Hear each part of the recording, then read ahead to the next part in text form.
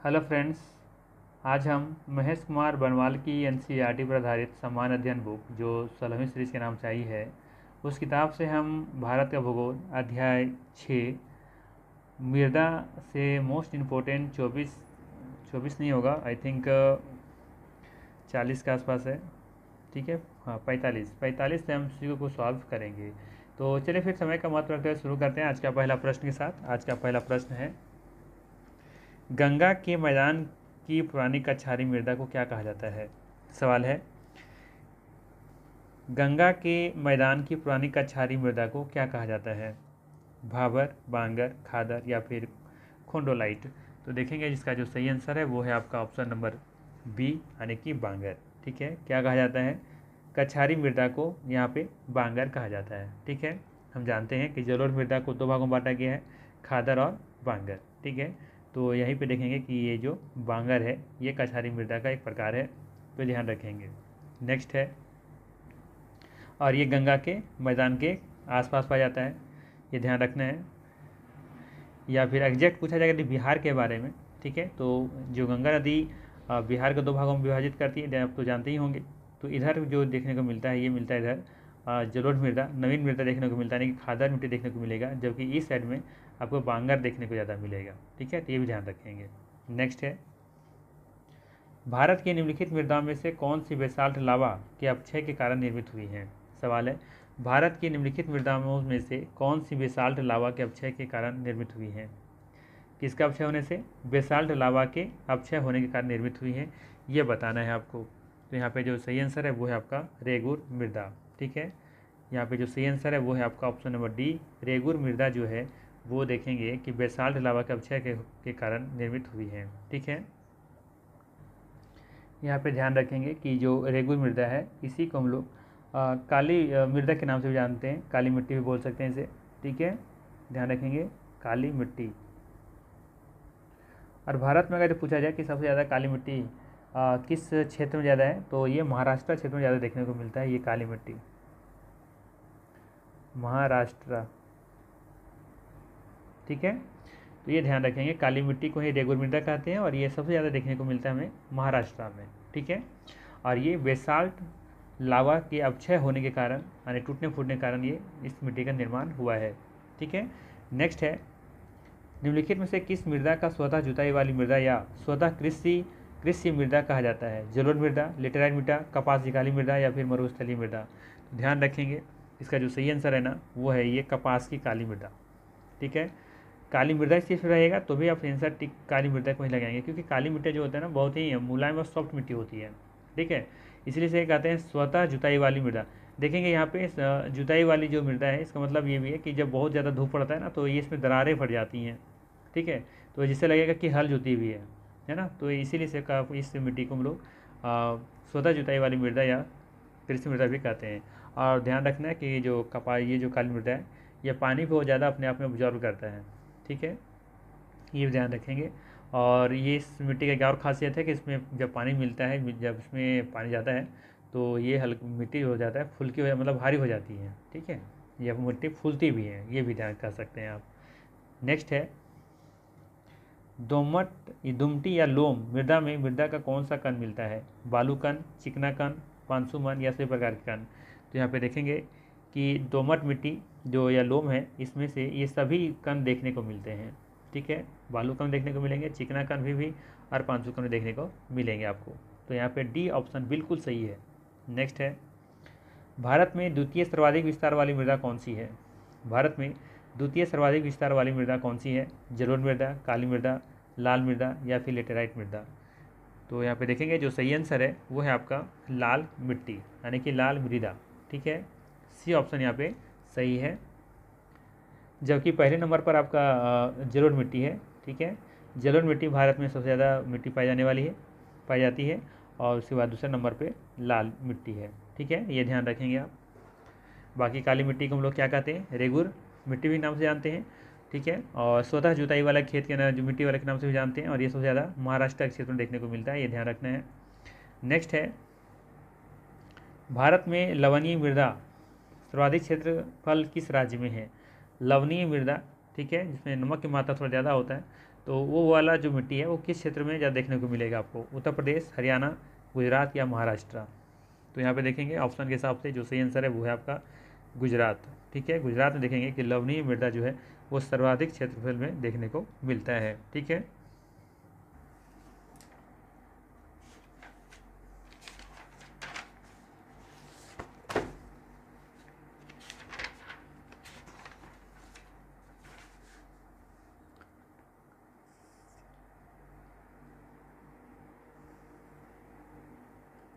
तो यहाँ पे जो सही आंसर होगा वो होगा आपका मृदा की उर्वरा शक्ति में वृद्धि हेतु। ठीक है, मृदा की उर्वरा शक्ति में वृद्धि करना चाहते हैं तो फसल चक्र आवश्यक है, बदल बदल करके फसल लगाना चाहिए। ठीक है, ताकि मृदा की जो उर्वरा शक्ति वो बना रहे। ठीक है, नेक्स्ट है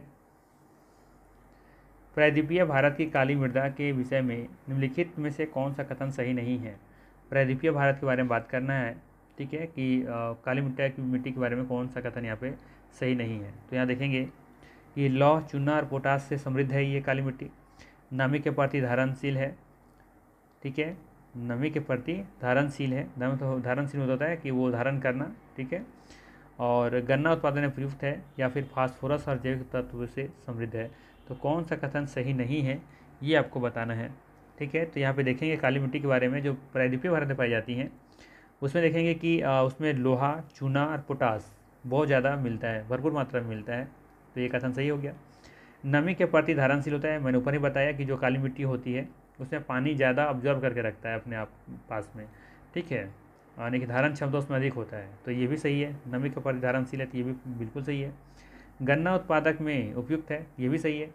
ठीक है, ये मिट्टी जो है वो गन्ना के लिए क्या उपयुक्त होता है, क्योंकि गन्ना को पानी जो 75 सेंटीमीटर से अधिक की आवश्यकता होती है। ठीक है, तो इसमें पानी जो हमारा काली मिट्टी वो पानी ऑब्जर्व करके रखता है ज़्यादा।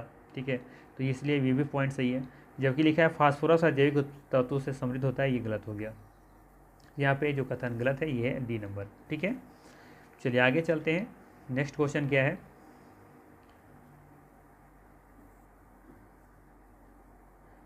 नेक्स्ट है भारत की निम्नलिखित मृदा में से कपास की खेती के लिए कौन सी सर्वाधिक उपयुक्त है। सवाल है भारत की निम्नलिखित मृदाओं में से कपास की खेती के लिए कौन सी सर्वाधिक उपयुक्त है। रेगुर मृदा, लेटेराइट मृदा, जलोढ़ मृदा या फिर लाल मृदा। तो देखेंगे यहाँ पे पूछा गया कपास, काली कपास सुने होंगे ना आप। ठीक है, तो काली कपास मृदा नाम को सुने ही होंगे। तो कपास के लिए ये काली मिट्टी उपयुक्त होती है। ठीक है, कहाँ गया ये, तो यहाँ पे ऑप्शन तो नहीं है। मैंने अभी बताया ना कि कपास काली मिट्टी को ही रेगुर मृदा के नाम से जानते हैं। ठीक है, तो अगर काली मिट्टी ना दिखे तो आप रेगुर मृदा लगाएंगे, क्योंकि रेगुर को ही क्या कहा जाता है, काली मिट्टी को ही कहा जाता है रेगुर मृदा। ठीक है, चलिए आगे चलते हैं। इसमें जल धारण क्षमता अधिक होता है, गन्ना के लिए अच्छा होता है, कपास के लिए भी अच्छा होता है ये मिट्टी। ठीक है, चलिए आगे देखते हैं। नेक्स्ट है अत्यंत सूक्ष्म कणों वाली मिट्टी है। अत्यंत सूक्ष्म कणों वाली मिट्टी, बहुत महीन। ठीक है, तो बहुत जो महीन कण वाली जो मिट्टी होती है कौन सी होती है, दोमट होती है। ये तो बिल्कुल नहीं होगा, क्योंकि इसमें जानते हैं बहुत सारी इसमें क्या होती है, इसमें जो होते हैं ना क्या सैंड, बालू का कण इसमें ज़्यादा देखने को मिलते हैं। नाम से पता चल रहा है पथरीली, ये तो होगा नहीं। बालुई मृदा, इसमें बालू दिख रहा है। चिक्का मृदा, अब बताइए कौन सा होगा। चिक्का मतलब चिकनी मिट्टी, तो सबसे महीन ये दिख रहा है। ठीक है, अगर इसकी जगह पर अगर होता आपका काली मिट्टी तो वो भी आप टिक लगा सकते थे, अगर यदि इस चार के अलावे होता तो। ठीक है, या चिक्का मृदा के जगह पर अगर यहाँ पे क्या होता काली मिट्टी होती तो वो भी लगा सकते थे, वो भी बहुत महीन मिट्टी होती है। ठीक है, तो यहाँ पे चिक्का मृदा है, तो यही सही आंसर है यहाँ पे, क्योंकि बाकी तो दिख ही नहीं रहा। नेक्स्ट है निम्नलिखित में राज्यों में से किसमें निम्नलिखित राज्यों में से किसमें भारत की सबसे बड़ी अंतर्देशीय अलवणीय आर्द्र भूमि है। बताना है निम्नलिखित राज्यों में से किसमें भारत की सबसे बड़ी अंतर्देशीय लवणीय आर्द्र भूमि है। लवणीय आर्द्र भूमि है राजस्थान, गुजरात, मध्य प्रदेश, हरियाणा।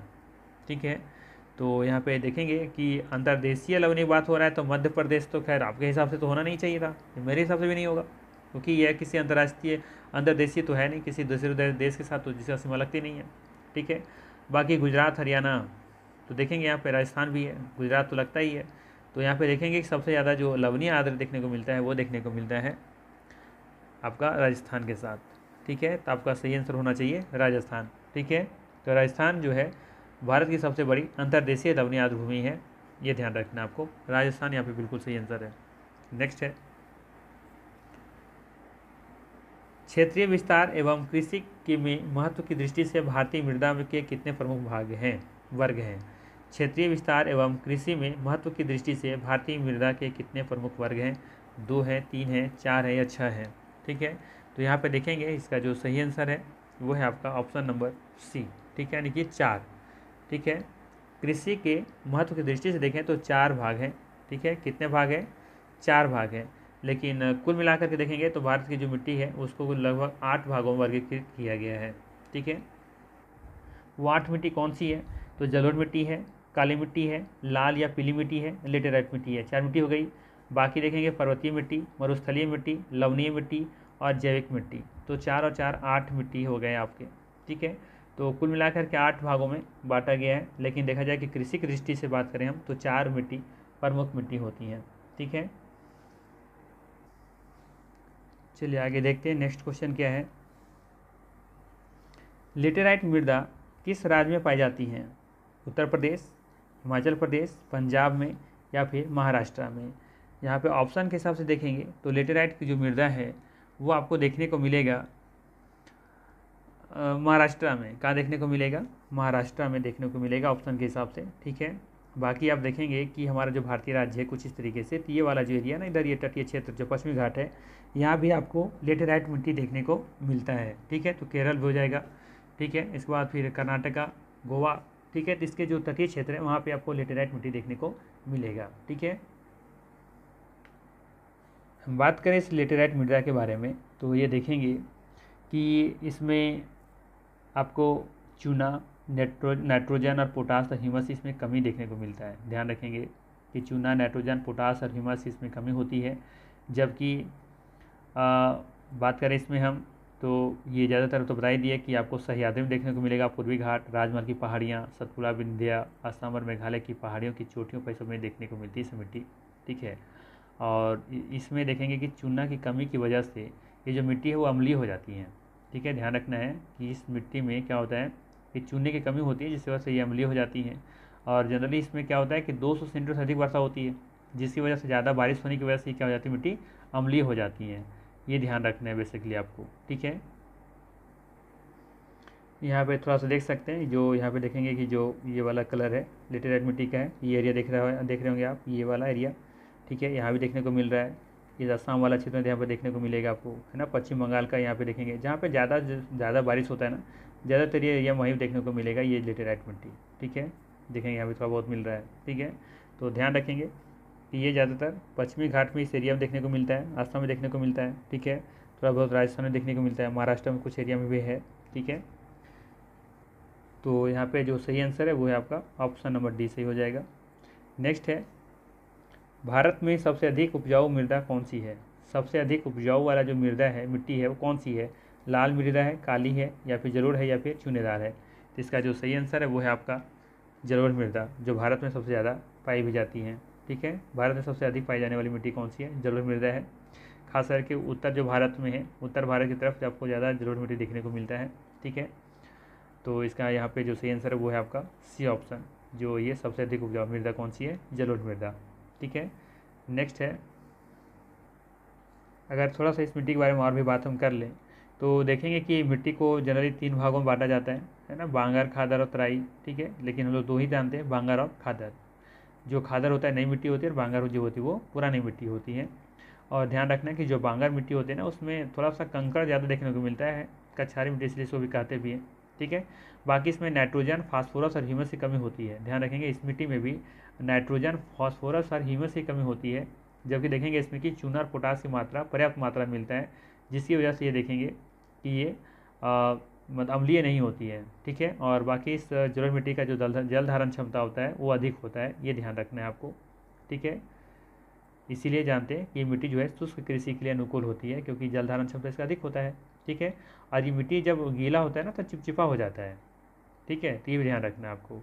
बाकी सब लोग काली कपास मिट्टी के नाम से भी जानते हैं, क्योंकि इसमें कपास की खेती बहुत अच्छी की जाती है। ठीक है, और ये मिट्टी देखेंगे भारत में कहाँ कौन कौन से राज्यों में फैले हुए हैं, तो महाराष्ट्र, कर्नाटक, आंध्र प्रदेश, गुजरात, तमिलनाडु में देखने को मिलता है। ठीक है, ये ध्यान रखना है आपको। नेक्स्ट है, निम्नलिखित में से किस प्रकार की मृदा की जल धारण क्षमता न्यूनतम है। ठीक है, तो बता ही सकते हैं आसानी से आप। पहले ऑप्शन दिख रहा है बालुई, है ना, बालू वाला जो मिट्टी होगा उसमें पानी कहाँ से रुकेगा, है ना। तो यहाँ पे जो सही आंसर है वो है आपका, कहाँ चला गया ये, ठीक है, बालुई दोमट जो मिट्टी है वो क्या है, इसमें मृदा की जो जल धारण क्षमता है वो सबसे कम है, जबकि सबसे अधिक इसमें देखने को मिलेगा, ठीक है, जलोढ़ मृदा। नेक्स्ट है, मृदा का कौन सा वर्ग भारत के सर्वाधिक क्षेत्र पर विस्तृत है। मृदा का कौन सा वर्ग भारत के सर्वाधिक क्षेत्र पर विस्तृत है, तो शायद ये क्वेश्चन रिपीट हो गया है, ठीक है, तो ये होगा जलोढ़ मृदा, ठीक है, जलोढ़ मृदा इसका सही आंसर होगा, ठीक है। नेक्स्ट है,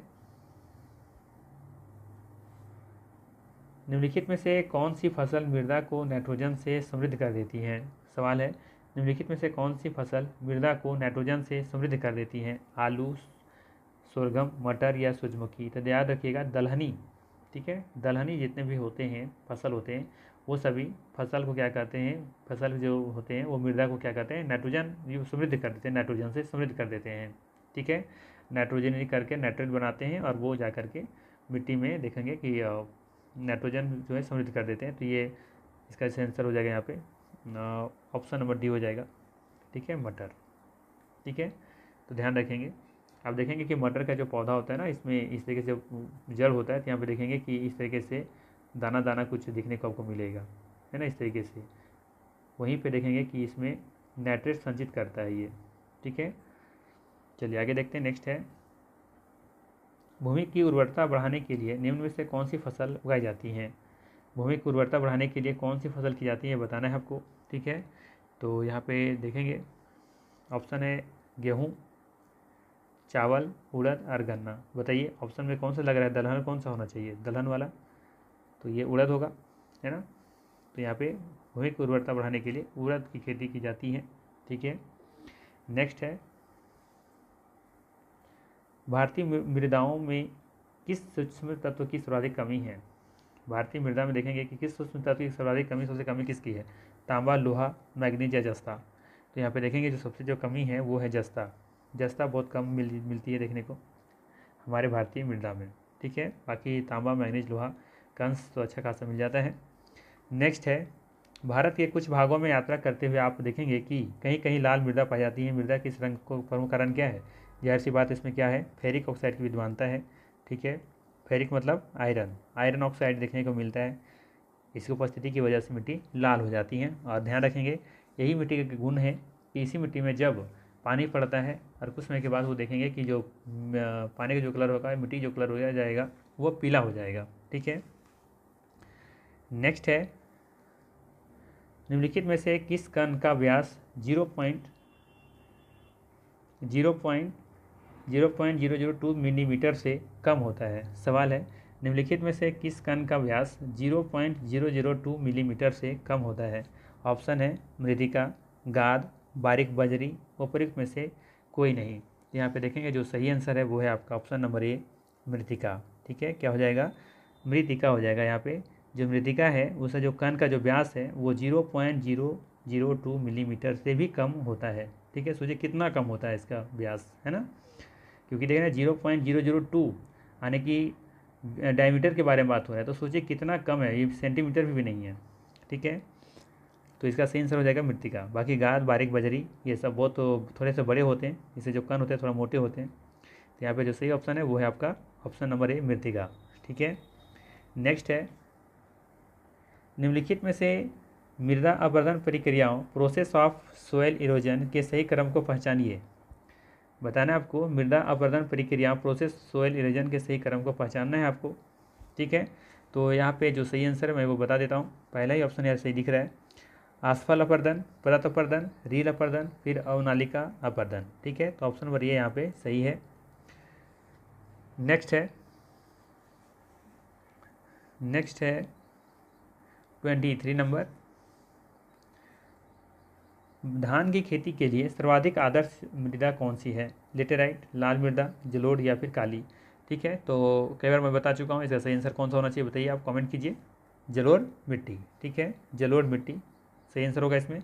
इसको हम लोग जनरली 2 भागों में बांटते हैं, ठीक है, ठीक है।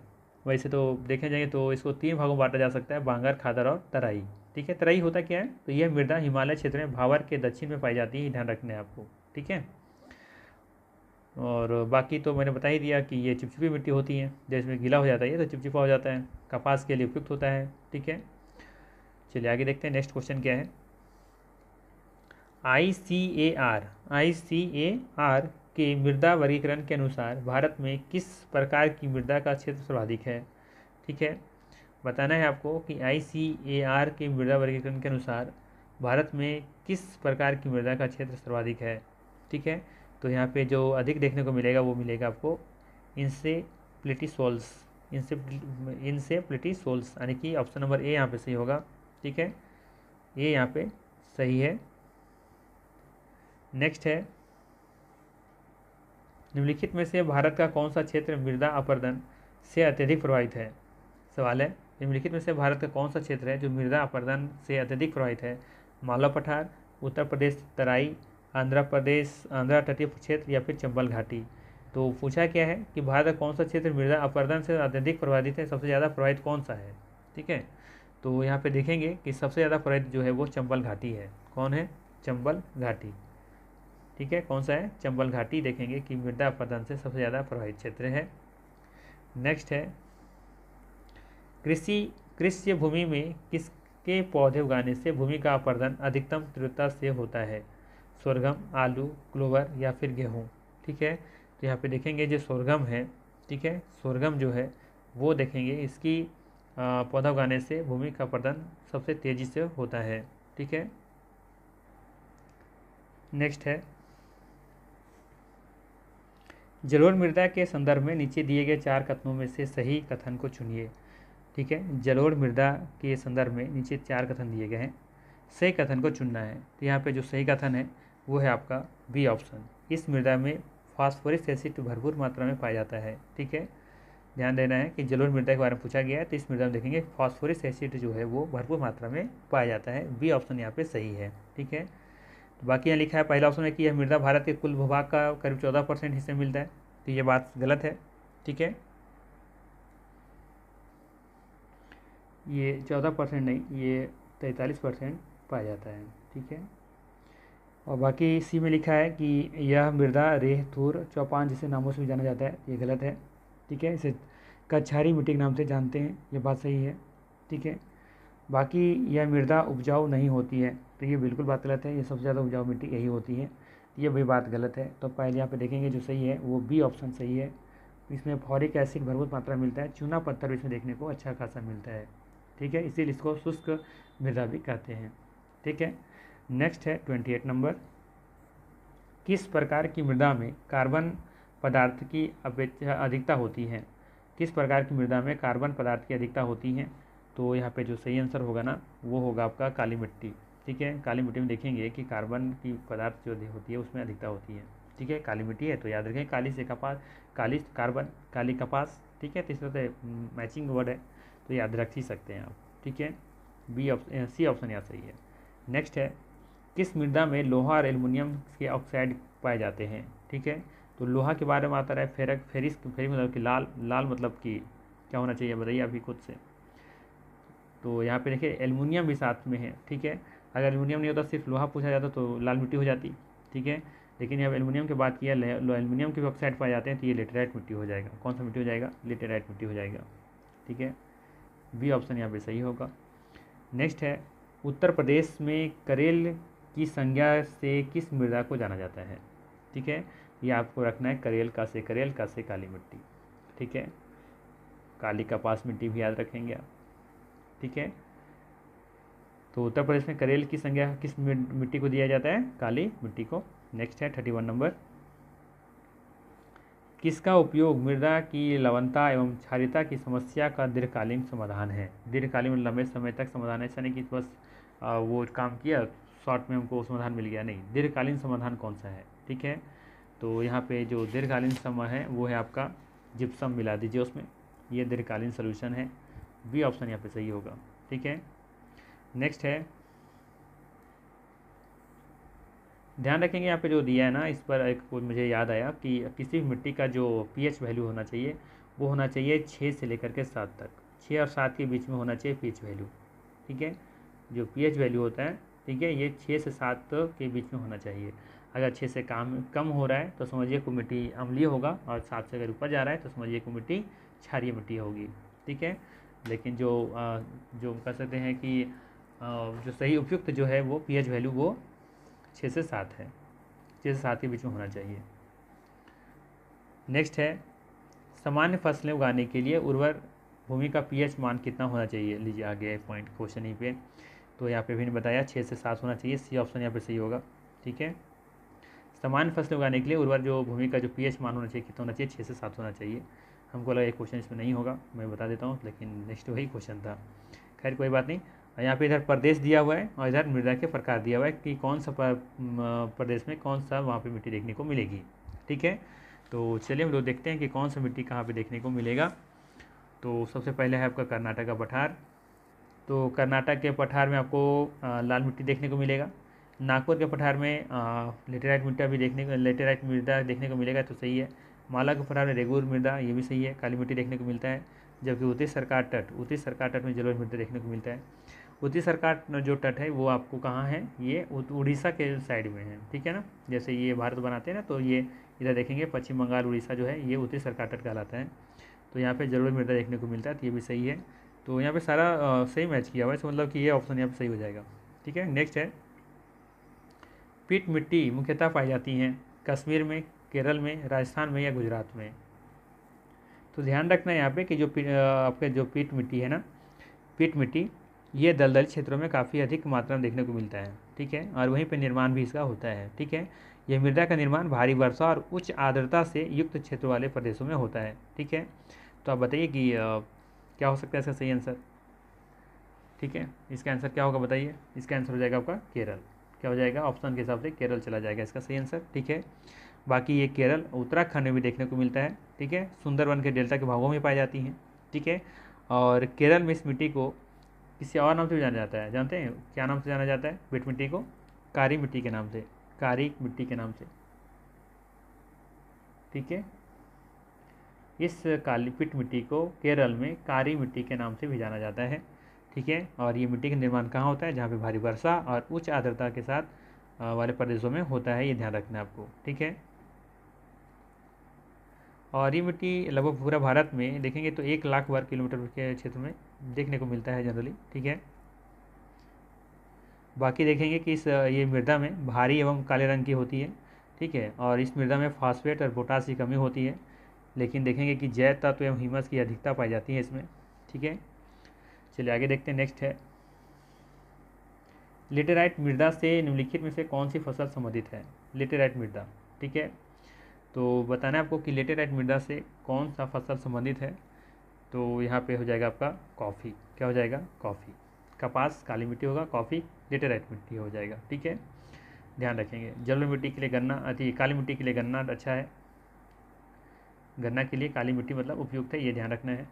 नेक्स्ट है, यहाँ पे ये ऑप्शन सही हो जाएगा। नेक्स्ट है, काली मृदा के संदर्भ में निम्नलिखित में से कौन सा कथन सही नहीं है। काली मृदा के बारे में बताना है। तो इसे स्थानीय भाषा में रेगुर कहा जाता है ना, रेगुर कहा जाता है, तो सही है ना। दूसरा है, कपास की वृद्धि के लिए आदर्श होती है, बिल्कुल सही है, काली कपास के नाम से तो फेमस है ये। और सी ऑप्शन है, इसमें आर्द्रता नमी धारण करने की उच्च क्षमता होती है। तब शुरू ही बताया कि काली मिट्टी में देखेंगे कि जो नमी है वो धारण करने की उच्च क्षमता होती है। और ये जब पानी इसमें जाता है तो ये फूल भी जाती हैं, है ना, भारी भी हो जाती हैं। यह हिमालय क्षेत्र में पाई जाती है, ये बात गलत है कि हिमालय क्षेत्र में पाई जाती है, ये बात गलत है, ठीक है। तो ये गलत हो गया यहाँ पे, तो डी ऑप्शन यहाँ पे सही है, ठीक है। ये हिमालय क्षेत्र में नहीं, ये देखेंगे कि ये देखने को मिलेगा आपको प्रायद्वीपीय भारत में, ठीक है। प्रायद्वीपीय भारत में काली मिट्टी पाई जाती है, ये ध्यान रखना है आपको। नेक्स्ट है, कितना नंबर क्वेश्चन हो गया, 36 के बाद हो जाएगा आपका 37 नंबर, कहाँ गया, इधर है, ये है 37 नंबर। निम्नलिखित में से किसका संबंध नवीन जलोढ़ मृदा से है। रेगुर, बांगर, खादर, कल्लर। तो यहाँ पे देखेंगे कि जो नवीन मिट्टी है वो हो जाएगा आपका खादर, ठीक है ना, खादर मिट्टी। बांगर हो जाएगा पुरानी मिट्टी, इसमें देखेंगे कि पुराना, उसमें देखेंगे कि वो कंकड़ ज़्यादा देखने को मिलते हैं। बाकी रेगुर मिट्टी, काली मिट्टी को जाना जाता है। नेक्स्ट है, और काली मिट्टी को देखने को मिलेगा कहाँ पे, प्रायद्वीपीय पठार में, ठीक है। और ये खादर मिट्टी का देखने को मिलेगा उत्तर भारत में ज़्यादा देखने को मिलता है, और सबसे ज़्यादा भारत में जलोढ़ मिट्टी देखने को मिलता है, ये ध्यान रखना है आपको। किस प्रकार की मृदा में जल की मात्रा अधिक होती है, दोमट, बलुई, मटियार या लाल। बताना है आपको कि दोमट, बलुई, लाल या मटियार में से किस प्रकार की मिट्टी में जल की मात्रा अधिकता होती है, तो ये होता है मटियार, ठीक है। ऑप्शन नंबर सी यहाँ पे सही है। नेक्स्ट है, मृदा अपरदन से सर्वाधिक प्रभावित राज्य कौन सा है। मृदा अपरदन से सर्वाधिक प्रभावित राज्य कौन सा है, उत्तर प्रदेश, राजस्थान, कर्नाटक या फिर झारखंड। तो यहाँ पे देखेंगे जो सही आंसर है वो है आपका राजस्थान। क्या हो जाएगा, राजस्थान देखेंगे कि सर्वाधिक प्रभावित राज्य है अपरदन से, मृदा अपरदन से, ठीक है। क्योंकि वहाँ खुला क्षेत्र है, तो वहाँ पे जो पवन है, हवाएं हैं, वो उसको रोकने के लिए कुछ खास वहाँ पे जंगल झाड़ देखने को नहीं मिलते हैं, जिसकी वजह से देखेंगे वहाँ पर ज़्यादा मृदा अपरदन होता है, ठीक है। और एक देखे थे ना छत्रक शैल कहाँ देखने को मिलते हैं, वो राजस्थान देखने को मिलते हैं, ठीक है। तो ये ध्यान रखना है। नेक्स्ट है, निम्नलिखित में से कौन सी मृदा चाय बागानों के लिए उपयुक्त है। सवाल है, निम्नलिखित में से कौन सी मृदा चाय बागानों के लिए उपयुक्त है, तो अम्लीय, क्षारीय, जलोढ़ का क्षारी या फिर रेगड़, ठीक है। तो इसका जो सही आंसर वो आपका अम्लीय। क्या होना चाहिए, मृदा चाय बागानों के लिए आपको चाहिए अम्लीय मिट्टी, ठीक है। नेक्स्ट है, भारत में निम्नलिखित में से कौन सा मृदा समूह लौह की अधिकता अतिरिक्त के कारण अनुवर होता जा रहा है। पॉडजोलिक, लेटेराइट, मरुस्थलीय बालू, जलोढ़। तो यहाँ पे देखेंगे जो लेटेराइट है, ठीक है, लेटेराइट यहाँ पे सही आंसर हो जाएगा, ठीक है। भारत में जलोढ़ मृदा समूह लौह की अधिकता अतिरिक्त के कारण ये क्या होता जा रहा है, अनुवर होते जा रहा है। तो बी ऑप्शन यहाँ पे सही हो जाएगा। नेक्स्ट है, ग्रेनाइट और नीस चट्टानों से निम्नलिखित में से किस प्रकार की मृदा का निर्माण होता है, लाल, जलोढ़, काली या फिर लेटेराइट, ठीक है। तो यहाँ पे देखेंगे जो सही आंसर है वो है आपका ये ऑप्शन, लाल मिट्टी, ठीक है। लाल मिट्टी का निर्माण हो रहा है इससे, लेटेराइट और नीस चट्टान से, ठीक है। 43 नंबर है, दक्षिण भारत में ज्वालामुखी क्रिया से संबंधित है। दक्षिण भारत में ज्वालामुखी क्रिया से संबंधित है मृदा, स्थलाकृति, वनस्पति या बस्ती प्रतिरूप। तो यहाँ पे देखेंगे जो सही आंसर है वो है आपका मृदा, ठीक है। दक्षिण भारत में ज्वालामुखी क्रिया से संबंधित क्या है, मृदा है। 44 नंबर है, भारत में चंदन की लकड़ी के वन सर्वाधिक कहाँ पाए जाते हैं, असोम की पहाड़ी में, शिवालिक की पहाड़ियों में, नीलगिरी की पहाड़ियों में, सतपुड़ा की पहाड़ियों में। आसान सवाल है, नीलगिरी हो जाएगा इधर, सी ऑप्शन यहाँ पे सही हो जाएगा, ठीक है। और नीलगिरी के पहाड़ी में भी ज़्यादा देखने को कहाँ मिलता है, कर्नाटका में, ये ध्यान रखना है। भारत के दक्कन प्रायद्वीपीय पठार किस मृदा का अभाव पाया जाता है। दक्कन जो प्रायद्वीपीय पठार है, ठीक है, वहाँ पे बताना है वो किस प्रकार के मृदा का अभाव है, कमी है। तो यहाँ पे देखेंगे कि जो पॉट जल मृदा है, ये इसकी कमी यहाँ पर पाई जाती है, ये अभाव है इसका। तो यहाँ पे ए ऑप्शन बिल्कुल सही हो जाएगा। तो ये थे मोस्ट इंपॉर्टेंट 35 MCQ, ठीक है, जो इस चैप्टर में दिए गए थे। बाकी आपको वीडियो कैसा लगा, अगर अच्छा लगा होगा तो ज़रूर लाइक, कमेंट, शेयर कर दीजिएगा। बाकी फिर हम लोग मिलते हैं नेक्स्ट वीडियो में। बाकी अपना तैयारी जारी रखिए, सफलता आपको ज़रूर मिलेगी, ठीक है। एग्ज़ाम का डेट भी नज़दीक आ चुका है, तो आप लगे रहिए। ये मत देखिए संडे और मंडे है, संडे मंडे कुछ भी नहीं होता है। एक बार तैयारी कीजिए, एक बार जब जॉब हो जाएगा तो फिर खूब संडे मंडे मनाते रहिए, कोई दिक्कत नहीं है। लेकिन आप तैयारी जारी रखिए, क्योंकि आप नहीं पढ़ रहे हैं तो बाकी तो पढ़ रहा है ना। इसीलिए अपना पढ़ाई कभी भी ये मत सोचिए क्या संडे है आज मंडे है, चलो ये शादी में जाते हैं वो शादी में जाते हैं। एक बार जब जॉब लग जाएगा आपका, उसके बाद फिर आप लोग मस्ती करते रहिए, कोई रोकने वाला नहीं है। लेकिन अभी मस्ती करेंगे तो फिर ज़िंदगी भर पछताएंगे। इसीलिए अपना प्रैक्टिस जारी रखिए, कंटिन्यू करते रहिए अपना, ठीक है। बाकी मिलते हैं हम लोग नेक्स्ट वीडियो में। Thank you.